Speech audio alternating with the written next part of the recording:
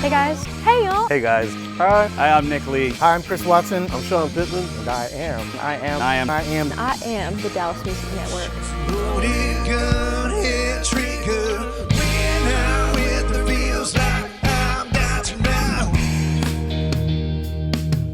Tonight, from Dallas, Texas, a city known for its art and culture, Dallas Music Network is bringing great local artists to the spotlight.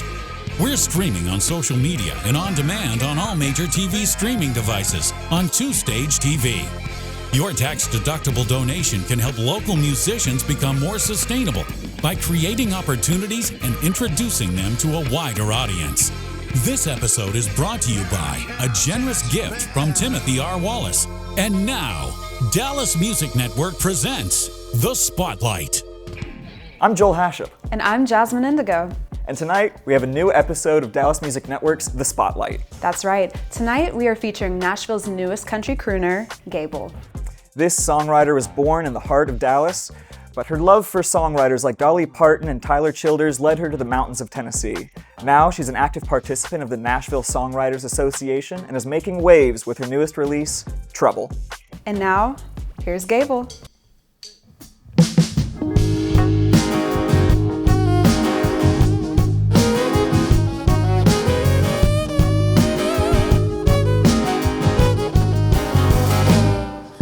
Loose lip women, wet pink curls on their high horse beauty chair seats. Talking about everybody and their brother, saying you didn't hear it from me. Folks round here ain't got much money, good thing talk is cheap. Sit down and I'll tell you, honey, what somebody else told me. Secrets have a way of getting out, and everybody knows you kind of town. Cross picket fences and backdoor screens, it's a daily grind if you know what I mean. Business hung out like clothes on a line, small town tongues working overtime. Good gossip is hard to kill at the rumor mill.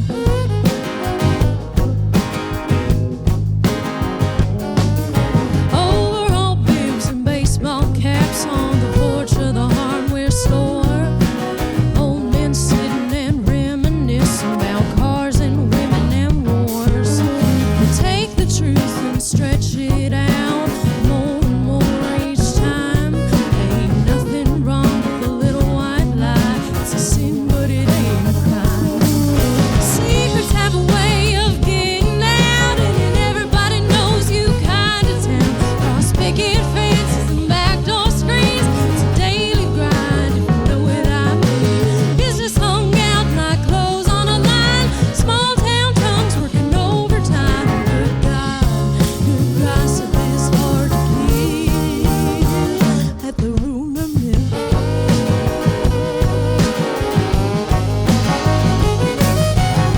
World goes around and around and around and around and around and around at the rumor mill. World goes around and around and around and around and around and around at the rumor mill.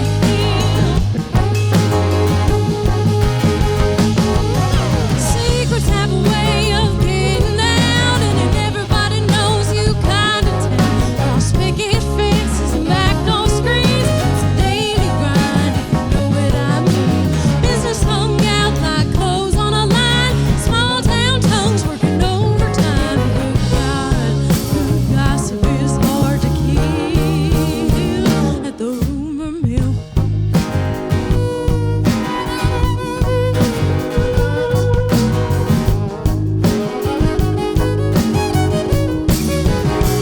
At the rumor mill. So you just heard a song from the lovely Gable, who is joining us right here. So you grew up in a small town in the heart of a big city, our lovely Dallas. So how did that sort of inspire you for your new release, Rumor Mill? Well, even in a big city, people get bored. And when people get bored, they start to talk. And that's what this song is really about. It's about the rumors, the gossip, and truly the bad habit that is the local rumor mill. Now, you list Nashville's some of the most prominent songwriters as big inspirations for yourself. When did you first start writing your own music, and what sort of inspired your writing style, and how has that process changed from when you first started writing to where it is now? Ooh, well, it's changed a lot. At least I sure hope it's changed a lot. You know what I'm saying? But I first started writing songs when I was in high school. I was kind of at a crossroads at my life at that particular point, because I'd been studying classical music for so long that I had gotten to the point where I felt like I was proficient enough, I had a good enough base, and I could go toward what I wanted to do, but I didn't really know what I wanted to do.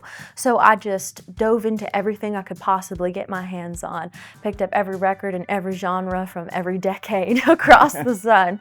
When I first started songwriting, it was really just me writing random little poems or words. There was no rhyme or reason or any kind of form or any technique behind my songwriting at all, which has over time really, really helped me, is learning all of those things. And as I've gotten better and better, I've been able to write with even some of my inspirations and some really wonderful people that inspired me in the first place. How would you sort of describe what your technique is now? Are there any specific practices you put in? Or? Yeah, well, I just try to draw inspiration from my life. I feel like that's the truest way to express yourself. I feel like there are a lot of artists who will solely record songs that were written for them by other writers, but not have any part of it actually relate to them. They're just going after what's commercial, and on some level that's fine, but then you kind of lose people. So my whole philosophy behind writing is to make sure that it's true to me, it's true to my experiences, always be hands-on with it, and stay true to that storytelling that I love so much. Well, it certainly translates into your music, and we appreciate that kind of artistry you have behind it. Now, speaking of the artistry, we know that's such a big part of music, but it is also that commercial kind of business. And you studied, you majored in music business? Yes, is what music it was, business. at University of Belmont. So what sort of things did you learn from that, and what is your balance like with the more kind of corporate commercial side, but still having that authenticity and artistry behind the music? Yeah, I think it definitely helped a lot majoring in music business, learning how the industry works so that I can negotiate better on my end for what I want to see in my art, especially as I progress through the industry and in my career. I'm really grateful that I got to go to Belmont in the first place. I had a little bit of scholarship money that I won from doing some classical competitions and some other things, and I had a lot of help, and otherwise I don't think it would have been possible for me to go. It was really a huge blessing. But in terms of finding that balance between the corporate and the creative, it can be really tough, because on the corporate side, you have a lot of people who know what's commercial, know what's worked for other artists, and they just assume that that's automatically going to work for you, and that's not always necessarily true.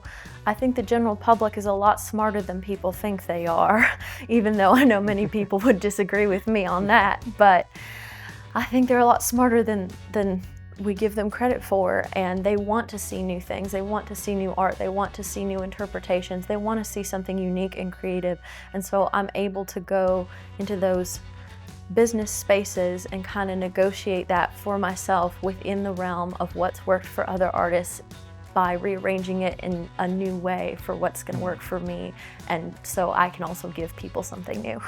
Yeah, and if not smarter, certainly more aware of authenticity and artistry, things like that. Yes, because I think that's ultimately what we've gotten away from in recent years, is authenticity and artistry. It's gotten so corporate that people have started to see through the veil and get kind of frustrated at the things that they've seen, and so making sure that there isn't such a big divide, because there are people in the industry that believe that there should be a divide between the artists and regular people, and just letting people know that, yeah, I'm a normal person.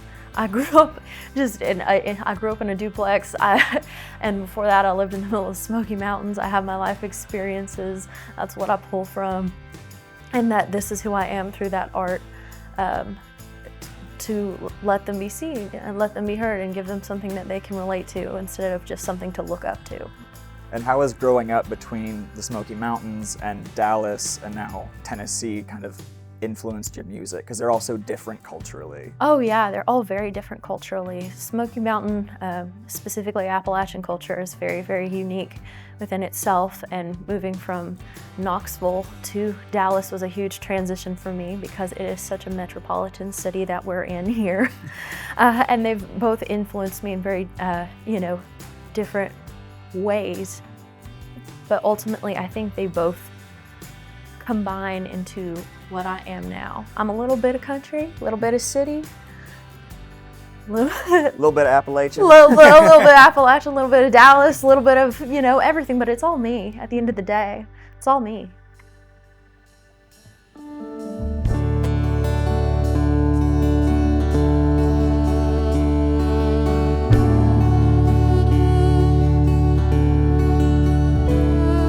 The faithful dogwood winter when the world was icy cold. I woke up to a wondrous sound outside of my window. So I pulled back the curtains and looked down below. I saw 100 cardinals singing in the snow.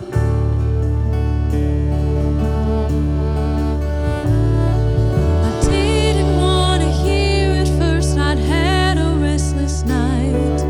Looking out my window, couldn't help but love the sight.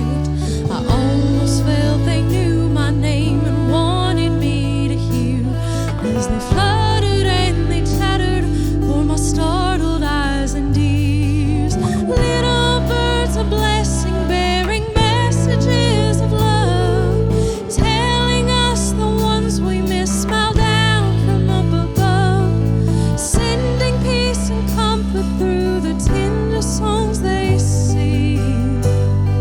Little birds of blessing, with heaven on their wings. Reminded me of a story I'd heard long time ago. Forgotten it till I saw all those cardinals in the snow. Listening to them singing as I sat there all alone. I was pulled from out my trance by the ringing of my phone.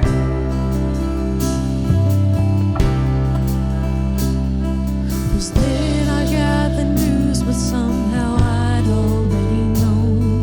My mother passed in the night while sleeping in her home. I just knew those cardinals were a way to let me know that she would love and miss me. It was just her time to go.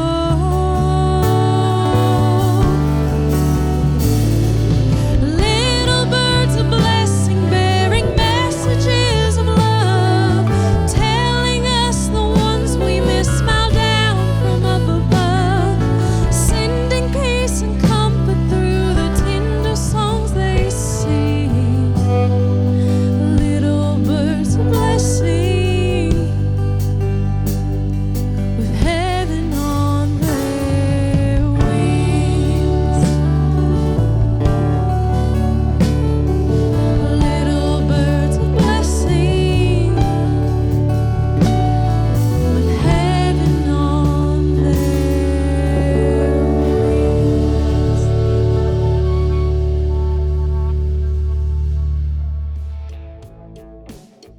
Now, one of my favorite questions to ask is, as a musician, what is sort of the big goal? Is it, to win the award, to perform at a certain venue, to be on stage with one of your inspiring artists? Do you have anything like that? Oh my gosh, of course. I mean, I think it would be an honor to perform at famous venues like the Grand Ole Opry, to win country music awards and American music awards and do all those things. But ultimately what I care about is connecting with people. I care about sharing that music with people and them connecting with it and taking it and making it part of the soundtrack of their life. And that to me would mean more than anything else, to just be considered for that and just to have my art be part of that. Well, we certainly connect with the music, and we are grateful that you're sharing it with us.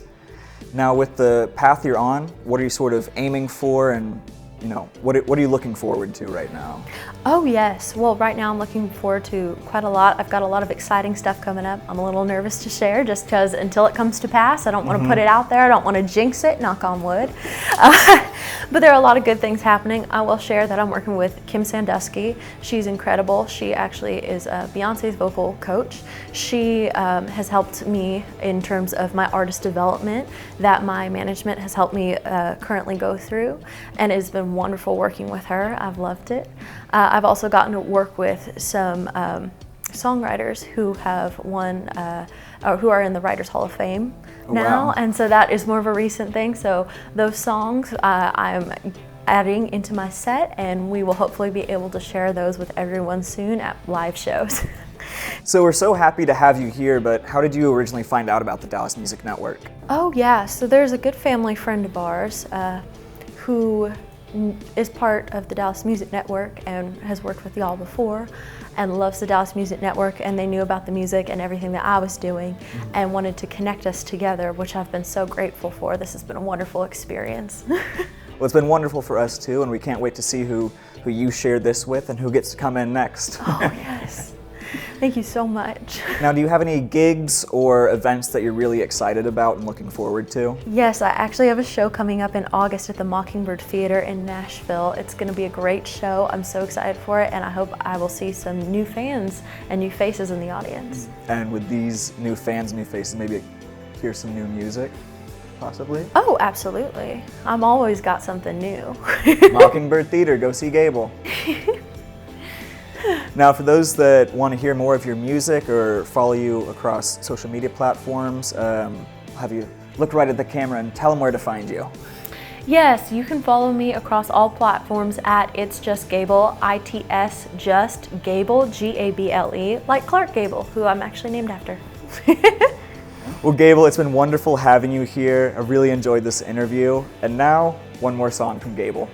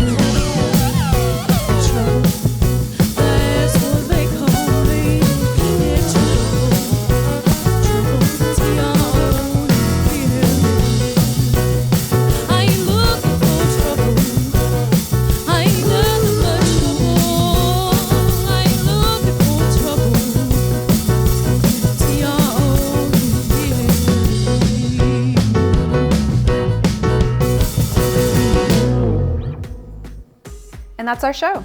We'd like to thank Gable, our fantastic cast and crew here at the Dallas Music Network, but most importantly, you at home for watching. Thank you so much. Be sure to follow, like, and subscribe to us across all social media platforms, Dallas Music Network, because we've got lots of new content coming your way. Jasmine, where can the people find us? You can find Dallas Music Network on all of your favorite socials, including Facebook, Instagram, YouTube, LinkedIn, and X. We'll see you back here very soon for another new episode. Bye. Thank you for tuning in to The Spotlight, presented by Dallas Music Network. Please subscribe, like, and follow, and stream tonight's featured artist. This episode was brought to you by a generous gift from Timothy R. Wallace. Dallas Music Network is a 501c3 nonprofit organization helping artists reach their full potential through various programs, including artist development, song development and recording, streaming, digital media, and promotion. We work to help musicians increase their fan base, which is critical to their long-term financial sustainability. Your tax-deductible donation can help us continue to support the local music community. Donate on our website at dallasmusicnetwork.com. Watch all Dallas Music Network productions on demand on your TV by downloading the free independent film and music app, 2Stage TV, available on Roku Player, Apple TV, Fire TV, and Android TV, and in the Apple and Google Play app stores for mobile devices. Overall bibs and baseball caps on.